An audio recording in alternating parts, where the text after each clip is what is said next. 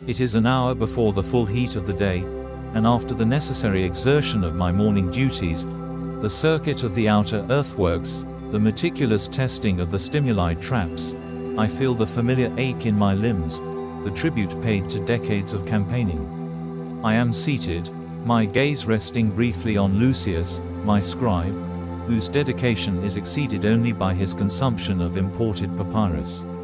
The air is still, but the camp vibrates with the methodical industry of 1,000 men. I hold a report, and in its cold, precise figures, I read the fate of Vercingetorix. I know him as the voice of defiance that has cost me 4 veteran cohorts over the last 2 years, but here, he is reduced entirely to a quantifiable risk. I focus not on the strong number of his warriors, but on the vulnerable column of the unarmed populace, the civilians. Their sheer number, their daily, unceasing requirement for a single measure of dry grain, becomes the true oracle in this long siege, whispering of their inevitable decline. I have no need for omens or the nervous chatter of my junior staff. The end is written in the simple equation of sustenance versus survival. The active enemy force, those still capable of defiance, totals perhaps 42,000 hardened Gauls. Yet, the genuine strategic liability rests not in the men who fight, but in those who merely exist, the cumbersome, civilian mass, which my staff conservatively estimates at no less than 27,000 souls. I learn from these scrolls that the Gaulish grain, pulmentarium, stores, originally vast, have suffered significant spoilage near the old municipal granaries, a glaring failure of basic engineering. This simple decay means that the total resource count has been compromised by nearly 2/5 of the original estimate. It is a fundamental law repeated since the founding of Rome.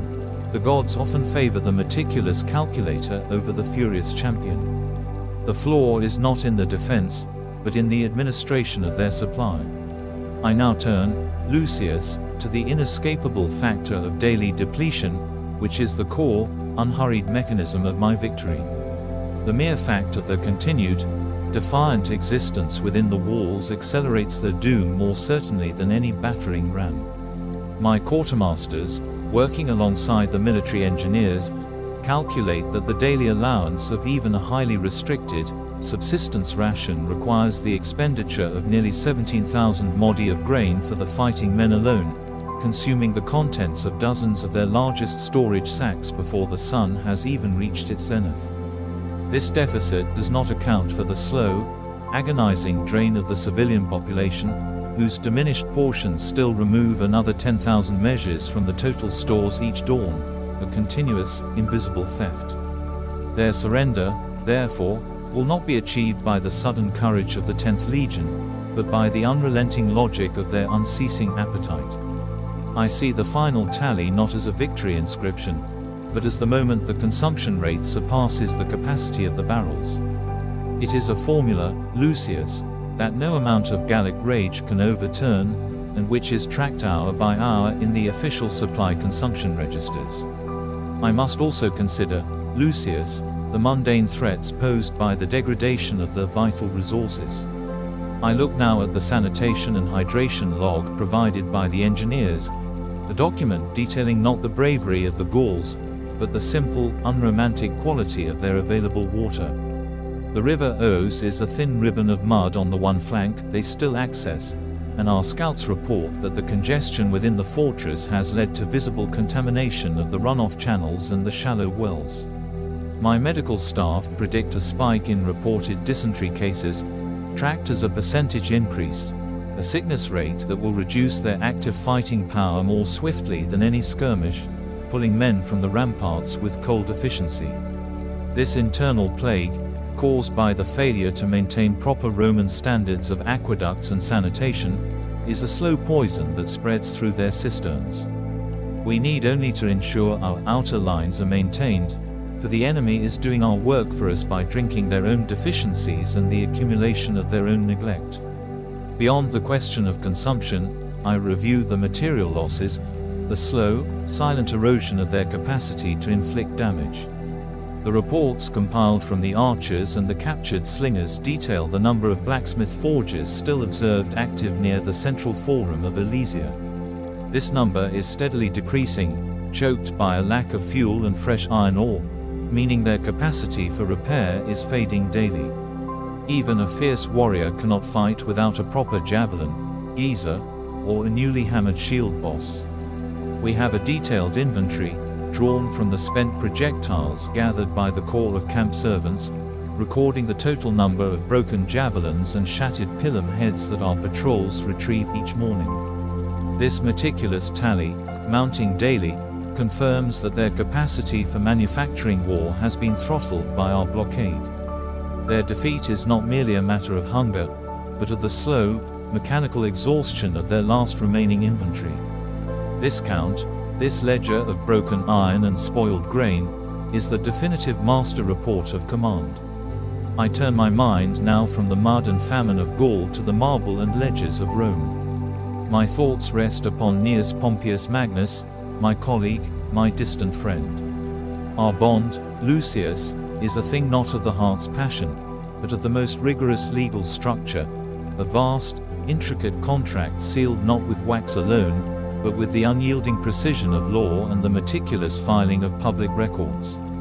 The true triumvirate is not a pact of equals, but a formal exchange of meticulously documented obligations, requiring constant vigilance over the legislative documents that underpin our shared power. I recall the endless hours spent negotiating the Lex Liciniae Pompeia, the very law that granted me this extended governorship, a tedious political compromise, a dozen subtle concessions, all codified in columns of dry legal Latin. We are bound by the exactitude of land transfer documents, by the finality of the census, and by the relentless weight of our mutual financial dependence.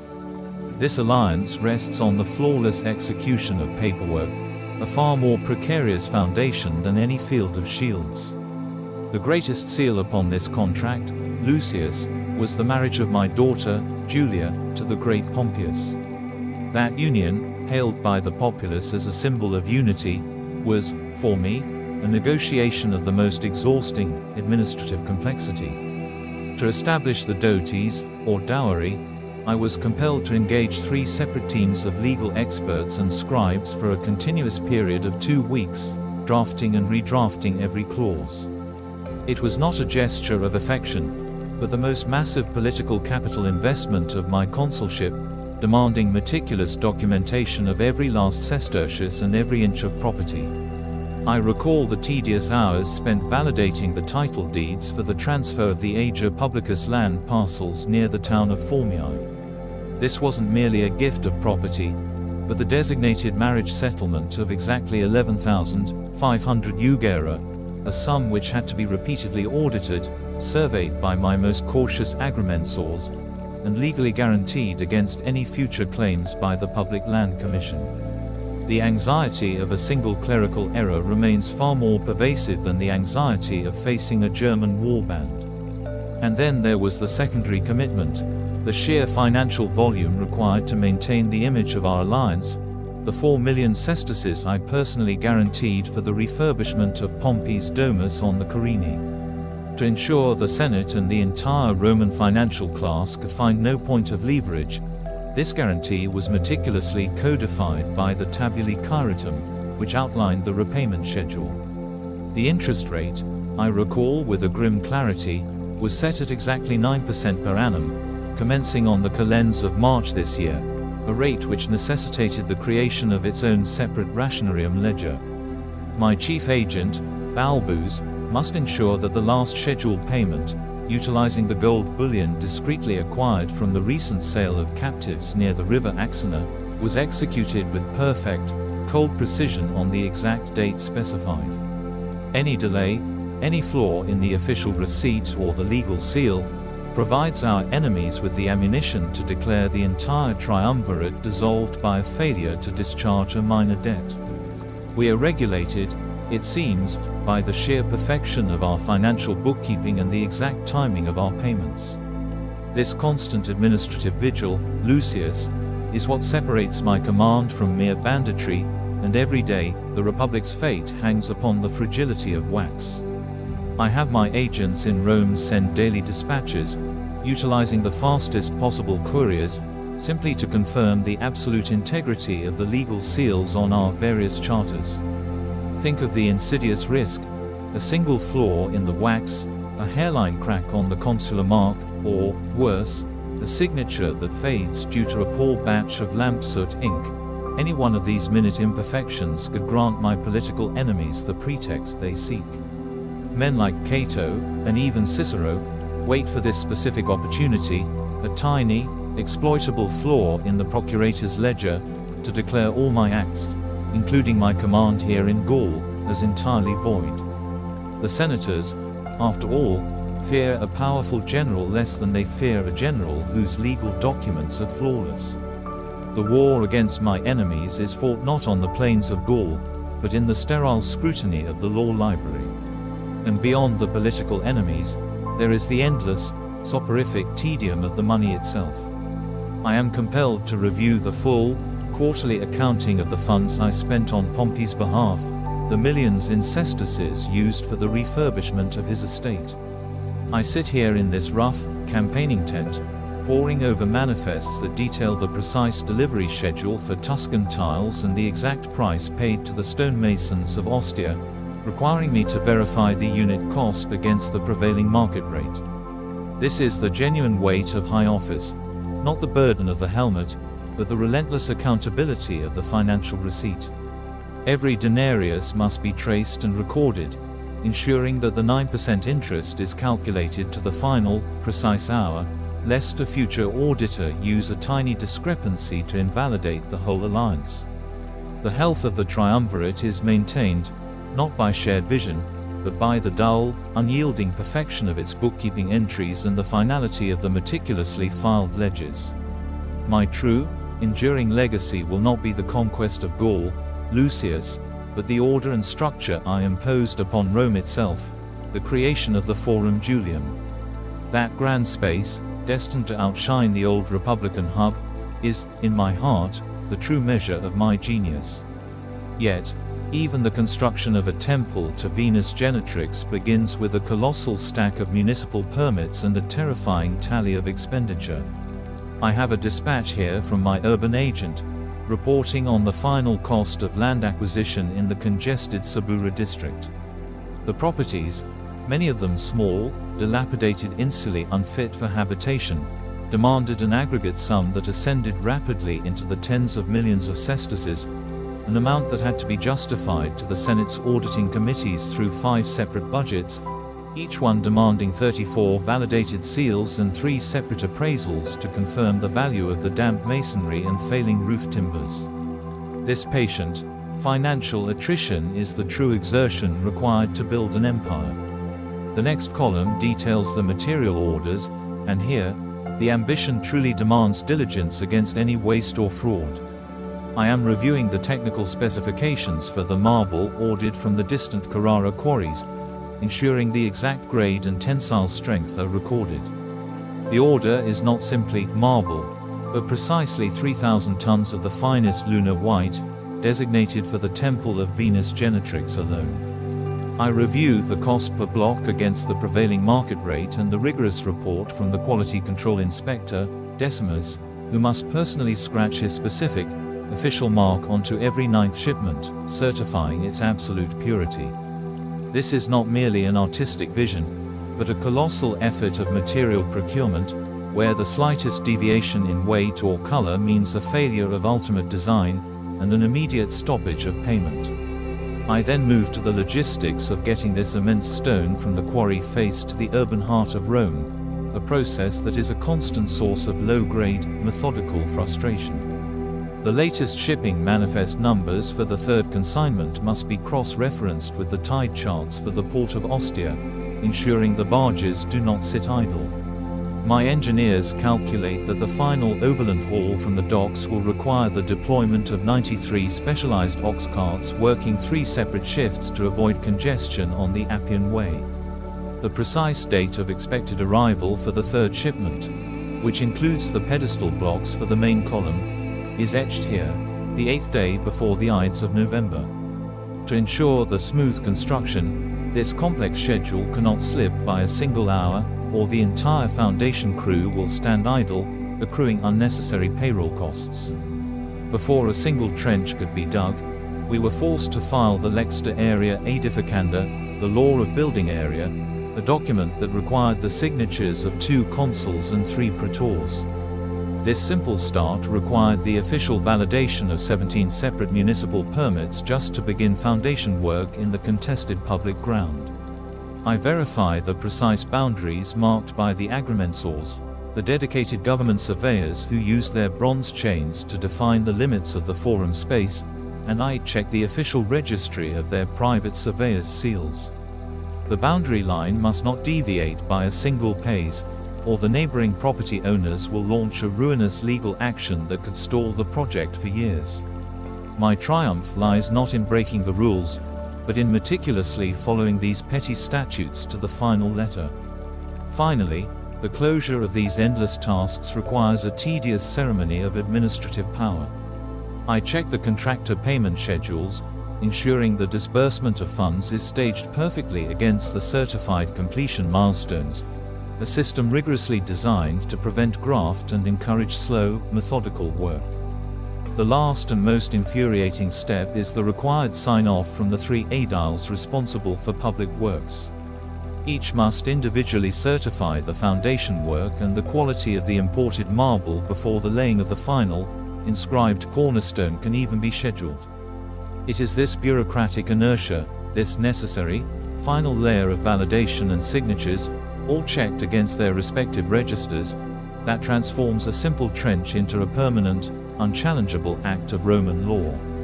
My thoughts drift now to my own, carefully documented past, particularly to those moments of spectacular engineering, the bridges across the Rhine, the ferries to Britannia.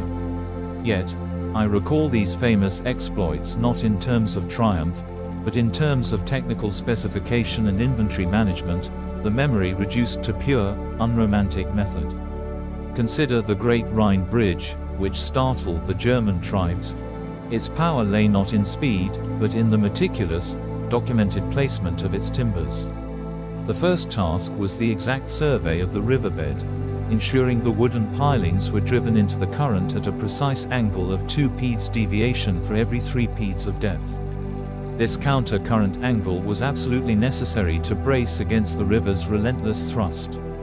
The design required that the main supporting piles, always 2 sets of them, be spaced apart by exactly 2½ Roman passes, or they would inevitably fail under the massive, shifting load of the marching legions and their carts. I remember reviewing the logs for the iron fittings, too, the dull, grey spine of the entire effort. Our chief blacksmith, Quintus, had to supply a constant report detailing the tensile strength of the iron cramps used to join the massive transverse beams, ensuring the metal would not shear under stress. I personally audited the reports on the metallurgical purity of the iron and the total pound weight of the bronze nails required for the upper flooring. This was not a moment of inspiration, Lucius, but a massive, tedious exercise in applied physics and resource allocation. Every single structural cramp had to be listed by its catalog number and its specific weight to ensure consistency across all 60,000 square peds of the bridge deck, a uniformity that was checked and verified at 3 distinct points along the supply chain. The logistics of materials for such a project was simply staggering, demanding a level of detailed filing that transcends mere military paperwork. I can still recall the inventory ledger detailing the timber required, not just pine, but the specific species and age of the oak needed for the submerged pilings, which had to be harvested 3 full months prior to the final assembly date to achieve the correct curing. The sheer quantity of rope alone, needed to lash the ferry barges for the subsequent crossing into Britannia, amounted to 7,200 feet of braided hemp, which was constantly tracked against its rate of deterioration from the saltwater spray and assigned a specific lifespan based on the climate.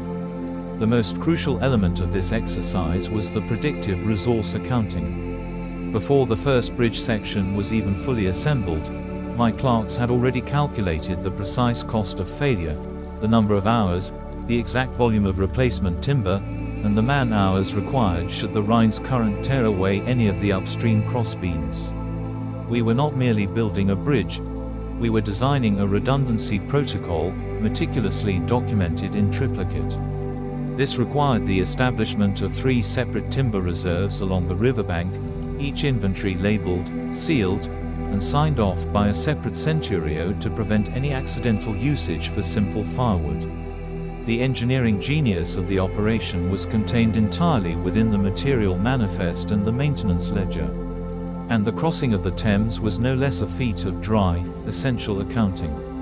The final report detailed not the site of the hostile Britons, but the precise measurement of the depth sounding at the crossing point, a maximum depth of 8 peads at low tide. This dictated the exact dimensions of the temporary pontoon bridge, a structure composed of 123 river barges, each one requiring its own separate mooring line log, detailing the condition of the anchors, and a daily inspection report signed by the quartermaster, Keys.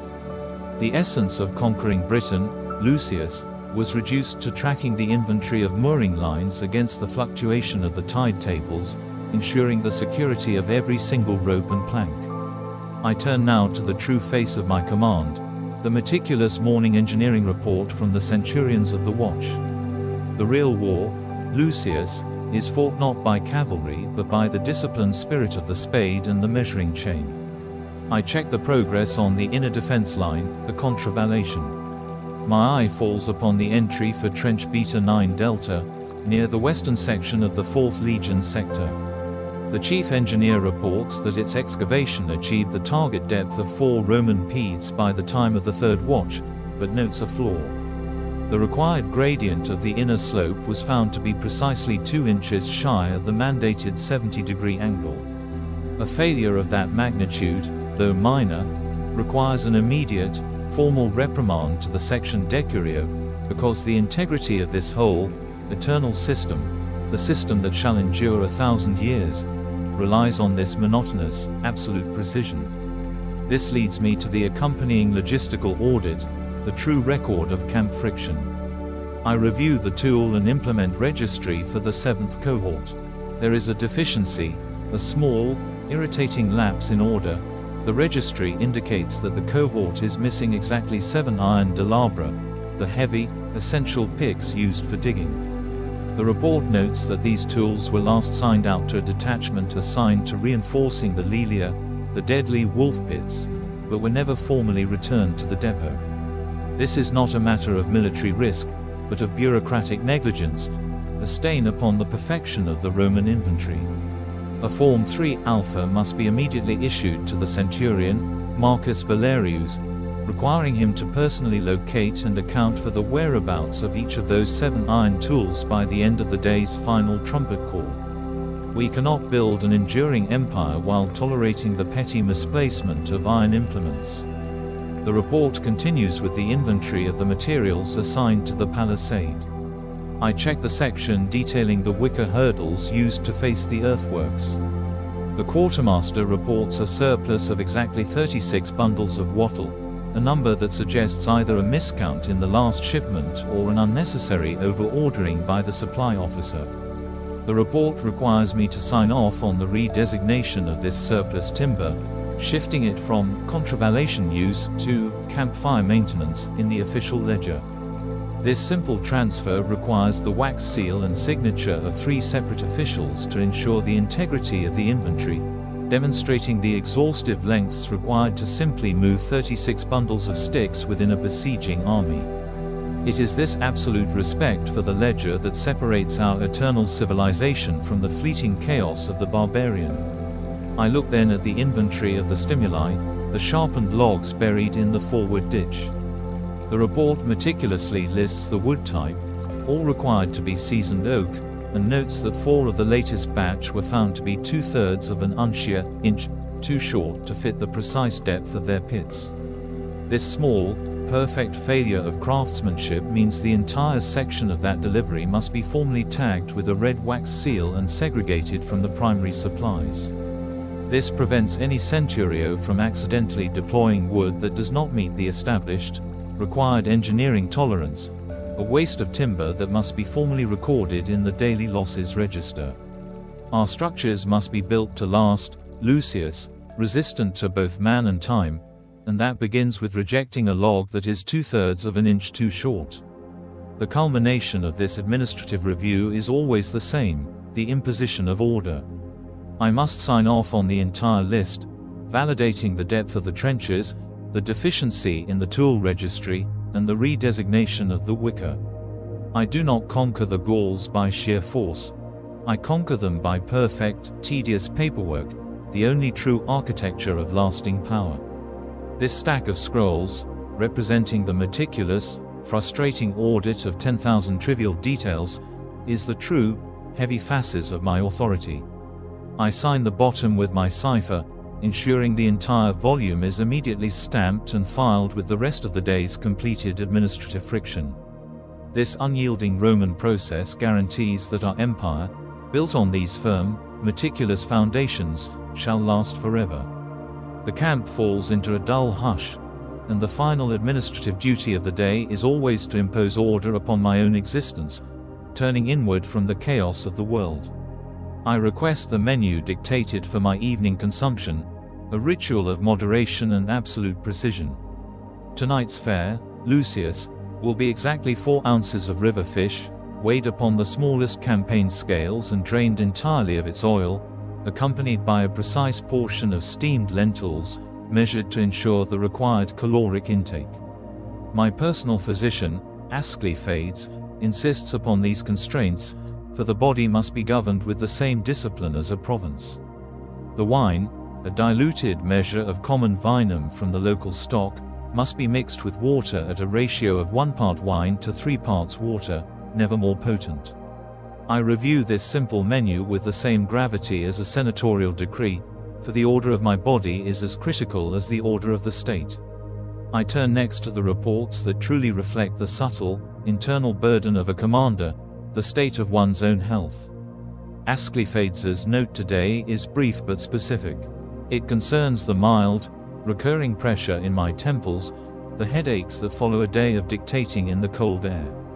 The physician prescribes a tonic composed entirely of ground willow bark, to be steeped for precisely 25 minutes in warm water, using a simple ceramic vessel, and insists upon a poultice of local lavender and crushed mint applied directly to the forehead before the midnight watch.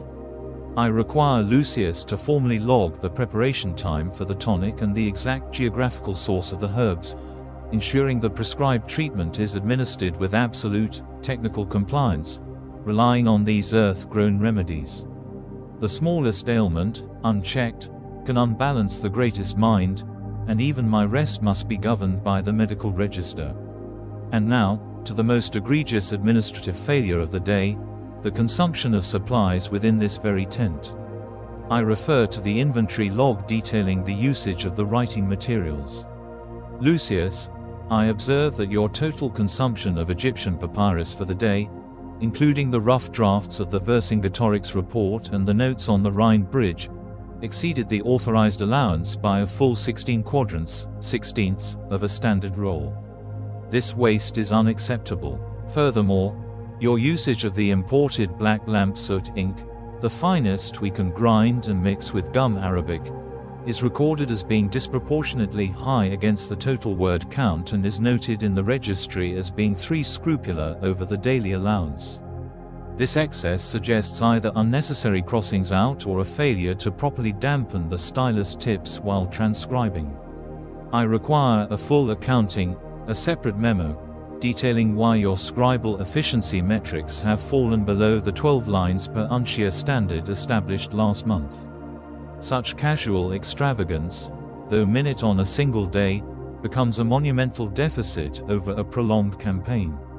The Roman state cannot abide the casual extravagance of imported writing materials when the entire treasury is devoted to the maintenance of the legions, and every detail must be tracked through manual, handwritten ledgers.